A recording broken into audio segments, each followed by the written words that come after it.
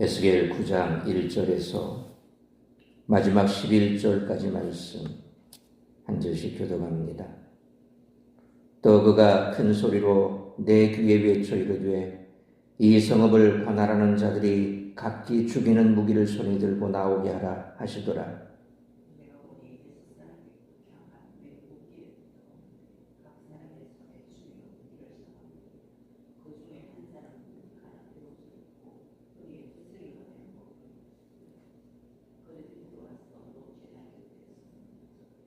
그룹에 머물러 있던 이스라엘 하나님의 영광이 성전 문지방에 이르더니 여호와께서 그 가는 베옷을 입고 서기관의 먹그릇을 찬 사람을 불러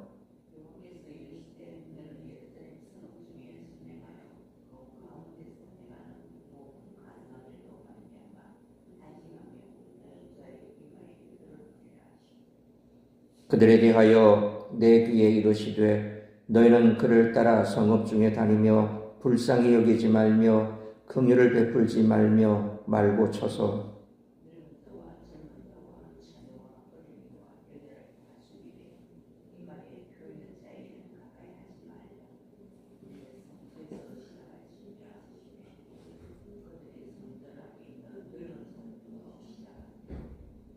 그가 또 그들에게 이르시되 너희는 성전을 더럽혀 시체로 모든 뜰에 채우라. 너희는 나가라 하시매 그들이 나가서 성읍 중에서 치더라.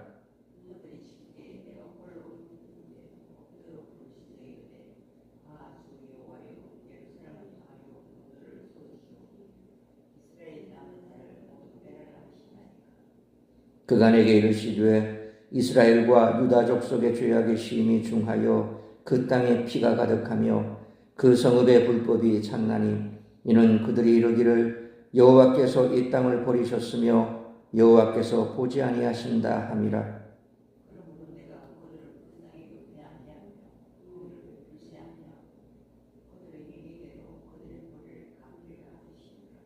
(11절) 같이 읽습니다.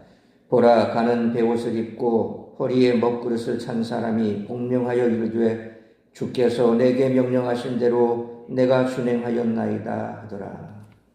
아멘. 철저한 심판으로 죄에 대한 책임을 물으시겠다는 하나님의 선언은 단순한 경고가 아닙니다. 실제로 처참한 살육과 파멸로 그 선언이 성취됩니다. 북이스라엘과 남유다의 멸망이 그 증거입니다. 그러나 여전히 하나님의 심판이 얼마나 실제적인지 막연할 수 있습니다. 일단 하나님의 심판이 시작되면 자비와 긍휼을 간청하는 어떤 호소도 소용이 없습니다. 하나님을 마음대로 판단하고 죄를 범한 자들은 지위고하, 나이, 성별을 막론하고 파괴와 분쇄의 심판을 결코 피할 수 없기 때문입니다. 하나님의 철저한 심판을 피하는 유일한 길이 있습니다. 이마에 표를 받는 것입니다. 죄악을 후회하고 잘못을 참여하는 자가 이 표를 받을 수 있습니다. 그러니까 하나님이 죄를 혐오하시듯 스스로 죄를 혐오하는 자가 그 표를 받을 수 있습니다. 죽음을 피하는 이마의 표는 출애굽기 12장 5절로 7절, 23절 말씀처럼 모세 당시 6월절 밤에 문설주에 바른 피와 여호수아 2장 18절로 20절 말씀처럼 여리고성이 무너질 때 라합이 창문에 걸었던 붉은 줄을 떠올리게 합니다. 그러나 이 사건들과 차이가 있다면 이마의 표는 자신만을 죽음에서 구할 수 있다는 점입니다. 하나님의 구원은 온전한 의인이 되었을 때 주어지는 것이 아니라 죄에 단식하고 우울 때 시작됩니다. 이는 죄를 범한 이들에게 주어지는 하나님의 은혜입니다. 하나님은 어떤 자비나 긍휼도 보이지 않는 철저한 심판을 선언하시지만 죄에 대해 단식하고 우는 자는 그 심판을 피할 수 있습니다. 죽음을 피하고 구원을 얻는 길은 진정한 회개에서 시작됩니다. 이마에 표를 받은 자들은 생명을 구할 수 있었지만 예루살렘에 닥치는 재앙과 파멸 자체를 피할 수는 없었습니다. 믿음은 모든 어려움을 막아내는 요새가 아니라 그 어려움을 극복하는 힘이 됩니다. 성전이 하나님이 요구하시는 거룩함을 상실했을 때 성전은 심판이 시작되는 자리가 되었습니다. 마찬가지로 신앙 공동체와 성도가 거룩한 정체성을 상실하면 심판이 시작되는 자리가 된다는 것을 기억하며 살아가는 우리 모두가 되시기를 축원합니다. 하나님은 에스겔에게 예루살렘에 임할 심판을 미리 보여주십니다. 여기서 우리는 하나님이 절대 의인들을 죄인들과 함께 멸하시지 않는 분이지만 죄에 대한 심판은 절대 가볍지 않으며 무엇보다 하나님의 백성이 먼저 그 심판대 앞에 선다는 것을 알 수 있습니다. 따라서 이와 같은 오늘 본문의 말씀을 통해 우리들이 깨달아야 할 것은 첫째로 1절로 4절 말씀처럼 심판의 하나님은 또한 긍휼의 하나님이시라는 것입니다. 1절로 2절 말씀처럼 하나님은 북쪽에서 오는 6사람에게 예루살렘을 심판하라고 하십니다. 이스라엘의 북쪽은 아수르, 바벨론 등 외적이 쳐들어오는 방향이고 6은 여섯째 날에 지음받은 사람을 상징하는 숫자입니다.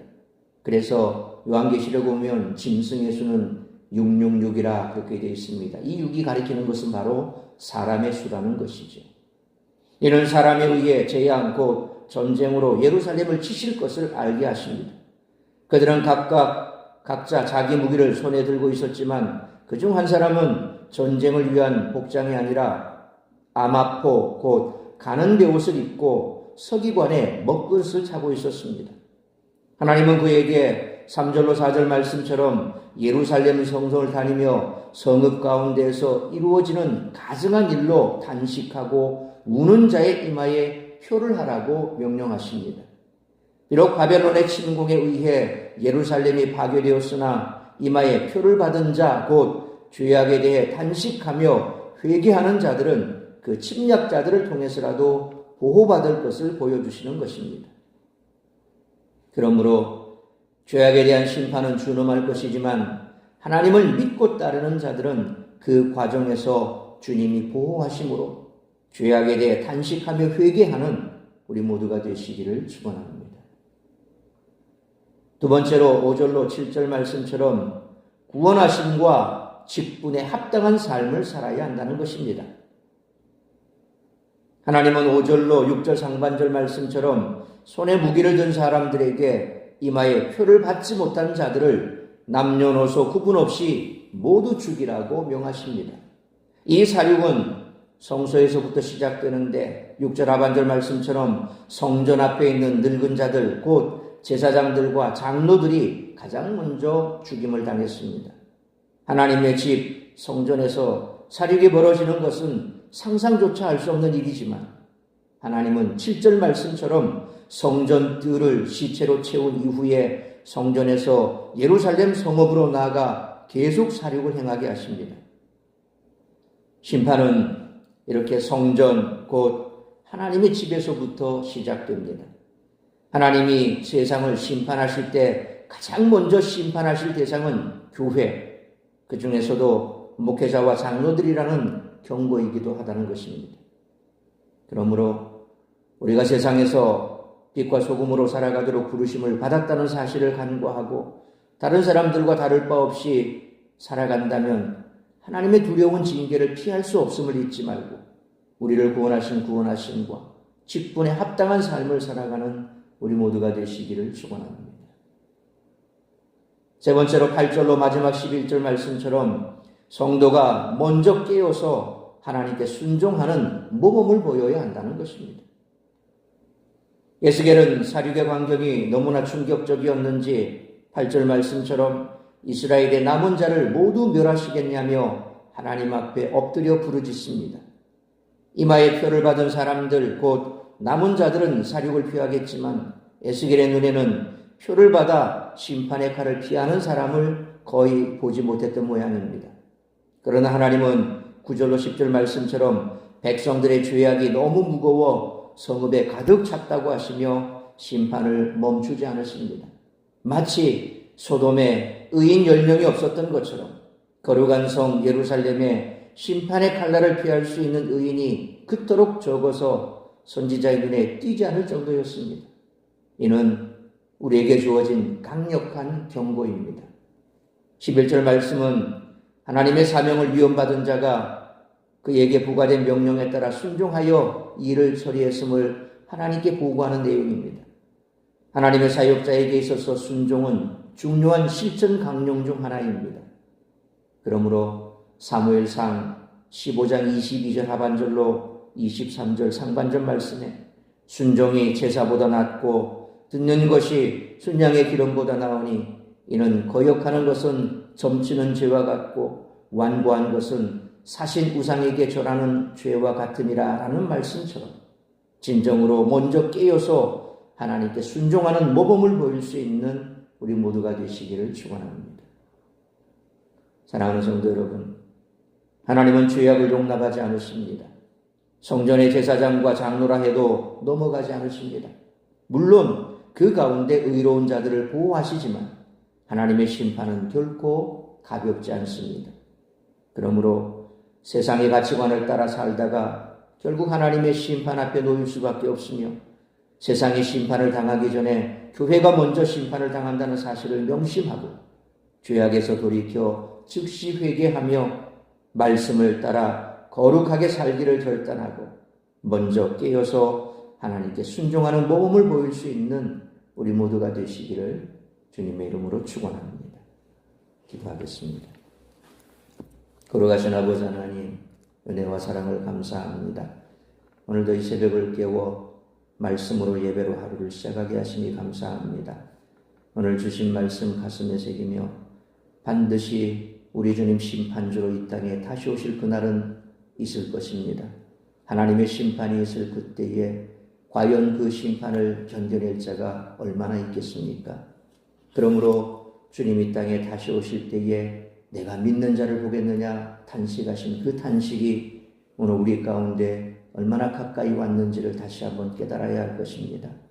주님 이 땅에 다시 오실 그 심판의 때에 과연 우리는 구원받은 백성으로 살 수 있을지, 나의 삶이 이처럼 주님 앞에서 온전한 삶으로 말씀에 순종하는 삶으로 하나님의 구원받은 백성다운 삶으로 살아가고 있는지 돌아보기를 원합니다.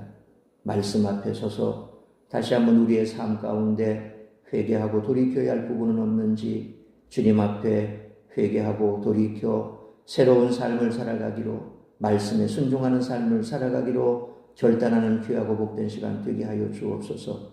그리함으로 우리가 하나님의 심판대 앞에 섰을 때에 참으로 하나님의 기쁨이요 칭찬이 있는 면류관이 있는 그런 삶이 되기로 결단하며 오늘 이 한날도 나를 통하여 이루고자 하는 하나님의 뜻을 이루기 위해 달려가는 우리 복된 성도들의 삶이 될 수 있기를 간절히 빌고 소원하오며 이 모든 말씀 우리 주 예수 그리스도의 이름으로 기도하옵나이다. 아멘.